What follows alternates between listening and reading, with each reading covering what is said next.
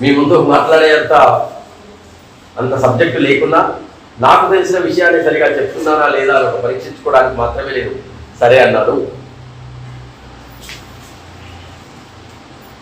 అనంతరత్న మందిరం మగాధ జ్ఞాన సాగరం ప్రభా విశేష భాసితం సరస్వతీ నికేతనం అఖండ జ్యోతి జ్యోతితం బుధైరనేక సంతతం యశస్వినం జగద్గురుం నమామి రాష్ట్ర భారతం.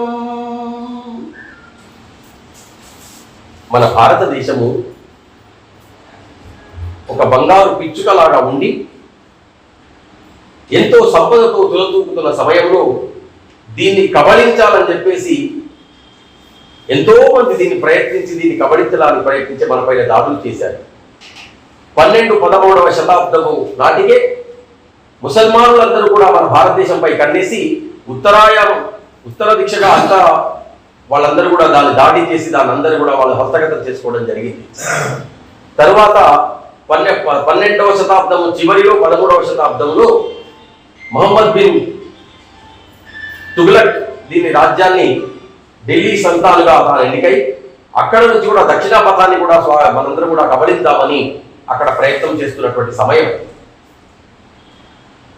ఆ కాలంలో సుసంపన్నంగా చేస్తున్నటువంటి కాకతీయ సామ్రాజ్యంపై అతని కన్నుపడింది. కాకతీయ సామ్రాజ్యాన్ని గణపతి దేవుల వారు దాన్ని సమర్థవంతంగా పాలించి శత్రు దుర్భేద్యంగా చేసి ఎన్నో రోజులు పరిపాలించారు. దాని 63 సంవత్సరాలు పరిపాలించారు. దాని తర్వాత వారికి పుత్రుడు లేని కారణంగా రుద్రమాదేవిని అంటే తన యొక్క రెండవ అమ్మాయి రుద్రమాదేవిని రుద్రుడిగా అంటే ఒక అబ్బాయిలాగా శిక్షణ ఇచ్చి ఆమెను రాజుగా చేసి ఆ రాజ్యానికి ఆమెకు అప్పగించారు.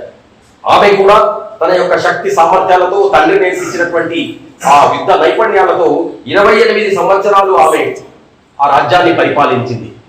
తరువాత అంతర్గత శత్రువుల వలన అంబదేవుడు అనేటువంటి ఇంకొక రాజు వలన వాళ్ళందరూ కూడా కుట్రపూరితమై ఈ యొక్క మహిళ రాజ్యం చేస్తుందా అనేటువంటి వాళ్ళందరూ కూడా ఒకటై ఈమె పైన యుద్ధం చేసి ఆమెను వెనుపోటు పొడిచి చంపడం జరిగింది. దాని తర్వాత ఆమె కూడా పుత్రులు లేరు కాబట్టి ఆమె కుమారుడి యొక్క పుత్రుణ్ణి ప్రతాపరుద్రుణ్ణి ఆమె దత్తత తీసుకొని ఆ ప్రతాపరుద్రుని రాజుగా చేసింది. 15 సంవత్సరాల కాలంలోనే అతనికి రాజుగా చేసింది.